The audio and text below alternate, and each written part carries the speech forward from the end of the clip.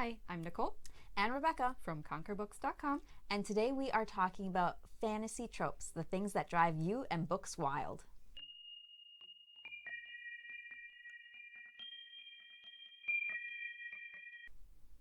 Tropes are things that reoccur in books.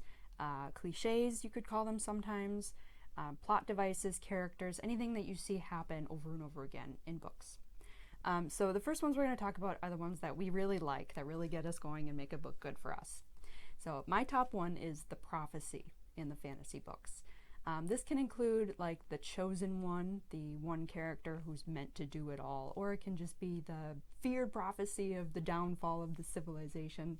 I just think prophecies are fun. I think they really set up a lot of foreshadowing and excitement to see if the prophecy is actually going to be fulfilled or if it means something completely opposite of what they think it means.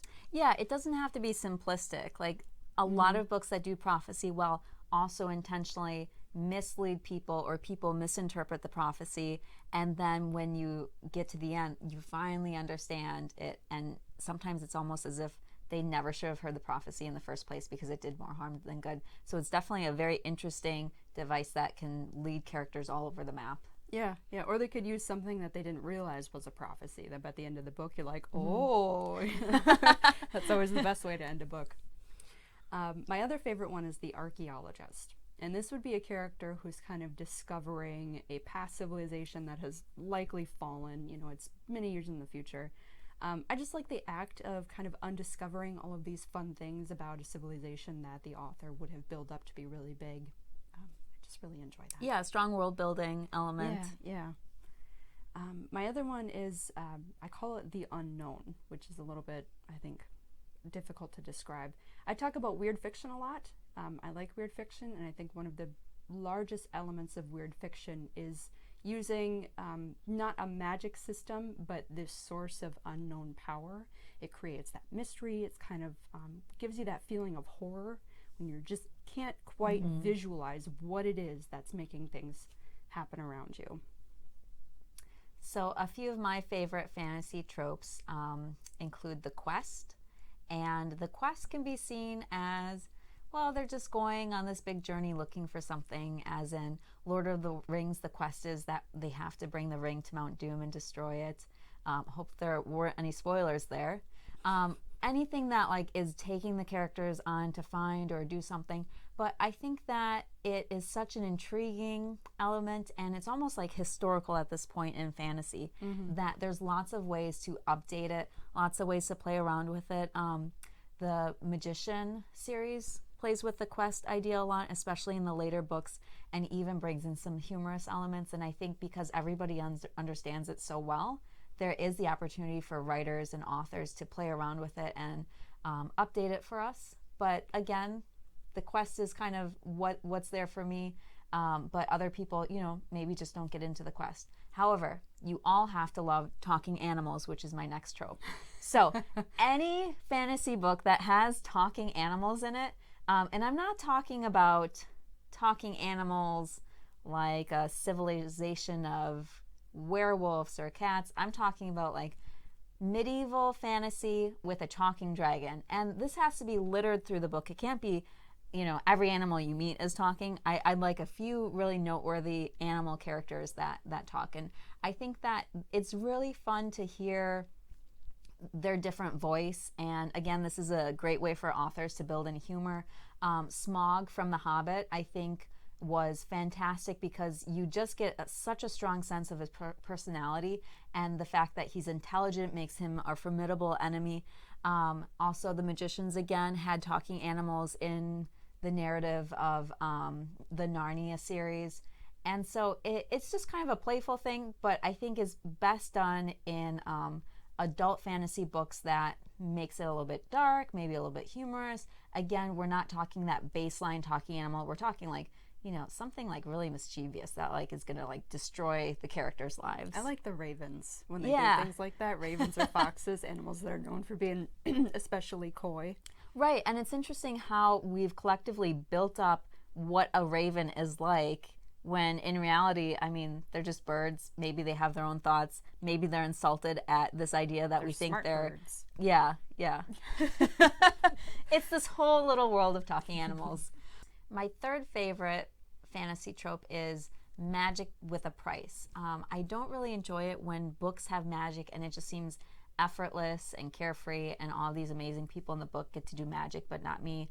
I like it when the person doing the magic has to pay some kind of price, or there has to be a limitation on magic, either a physical limitation, either some sort of ingredient or blood sacrifice or something that makes magic happen. It's much more realistic. It provides a lot more structure for the characters to be working within, and so as a reader you understand when they get to a hard spot or a problem in a plot why that's happening, and not, oh, why didn't they just magic up the solution? So any sort of magic that requires a sacrifice or a price to be paid by the protagonists. Next, we're going to talk about tropes that we both dislike.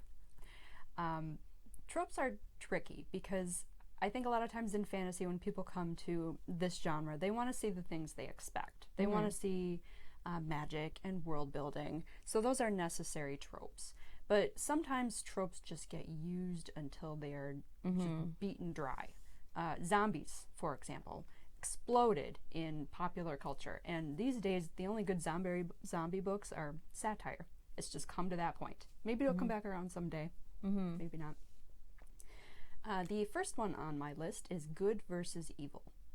I think that the flat-out problem that you've got this, shining hero versus this dark and shriveled bad guy is just far too simple. The world isn't like that, and I think it was an old plot device used in the days of Tolkien when things were very, very clear, and you wanted it to be that way. But I think today that fantasy and science fiction are becoming much more like contemporary literature, and they deserve a little bit more of a conversation around that topic.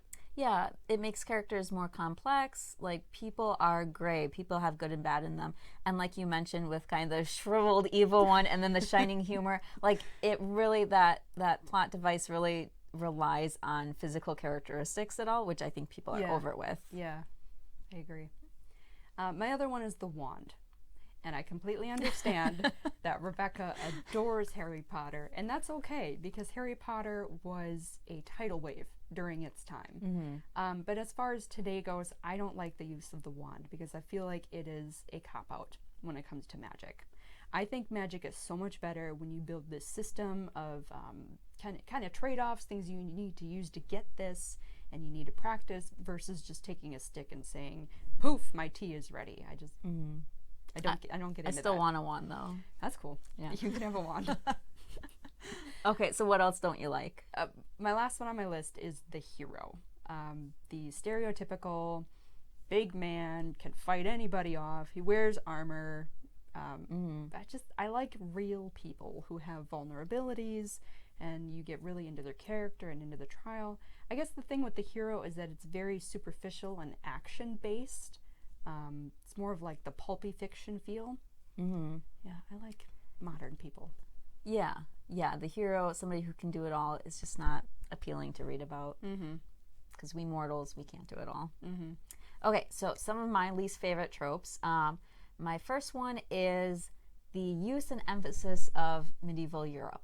I think that Tolkien really built something beautiful that we can enjoy even today, but I think that we are moving away and we need to find new ways to keep fantasy up to date.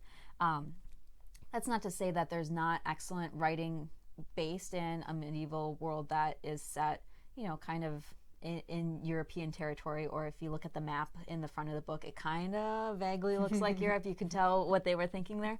But there's so many other beautiful cultures, and there's so many other interesting time periods.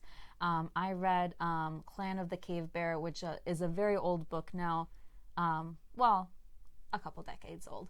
And it is set during the Stone Age with Neanderthals, and there's magic in there. And just reading this fantasy element in a completely uncharted territory for me was really enjoyable. You're learning new things along the way. You are imagining this entire different world. We also read Black Leopard, Red Wolf, which was an African-inspired fantasy tale that came out earlier this year. And so there's just so much richness that we have to get into. You know, medieval Europe is still interesting, but there's other places that are interesting too. And so my next two kind of go together. One of the things that I don't really get into is the did they die trope. Somebody who dies tragically and you feel the pain as a reader as you're reading it, and then 2 chapters later they, you know, wash up on a beach, or they, you know, magically reappear, or somebody finds a spell to bring them back to life. It's too easy. Yes, it's too easy, and then you don't believe the author. Every other person who dies in the book, you're going to be like, oh, they're going to come back. And sometimes that does happen again. Yeah. So if you are writing, I feel like using that extremely sparingly, it's kind of like a wild card. You get it like one time in a series. Like I remember reading Game of Thrones, and George R. R. Martin is known for killing off characters, like, and that's final, they're dead. But when he killed off Tyrion, or it seemed like Tyrion was drowning, like, you knew, like, oh, this just has, like, anybody who's like drowning, like, there's always a chance that maybe they're not actually dying. Or they get pulled up on the beach and they get all the water shoved out of their chest, which doesn't happen, apparently. Once you die, you drown. You're done. Yeah. My other one that I really feel is a cop-out is the idea of the Cavalry. Like, everything's a mess. The heroes are dying. Your characters are, you know, at a loss. Like, nobody understands how this is going to be solved. And then, like, over the hill, like, somebody's coming on a horse with, like, a big army behind them. And it's just not really how things work. I mean, in books, a lot of it is about timing. And in real life, the timing is never there. The cavalry is like very rarely just behind you, or if they are, you kind of know that they're coming. Like, you probably hear them before. That one will get you an eye roll as an author. Yeah. When I see that, I'm like, oh God, really? Yeah, and so I wouldn't even say that's a wild card. I would say, like, just don't do it. Like, it's not believable. Yeah. So, I mean, tropes are great, like Nicole said, because they really give you a starting point as a reader. When you jump into a book, you can kind of understand, like, oh, okay, you know, this is where they're going. I recognize some of these things, but oh, they're doing these new things as well. You can't just take a trope and repeat it, because it gets old and stale, and it doesn't really bring us the beauty of, you know, what you yourself is having as a writer. And a lot of times the new things wind up spinning off and getting built upon, and sometimes creating an entirely new trope. Yeah. I love that. Yeah. Yeah. Our next video, we're going to do the same idea, positive and negative tropes, but to do with science fiction. Mm-hmm. And we'd like to hear some of your favorites and your least favorite tropes. Leave them down below in the comments, and be sure to subscribe. All right, bye. Boom.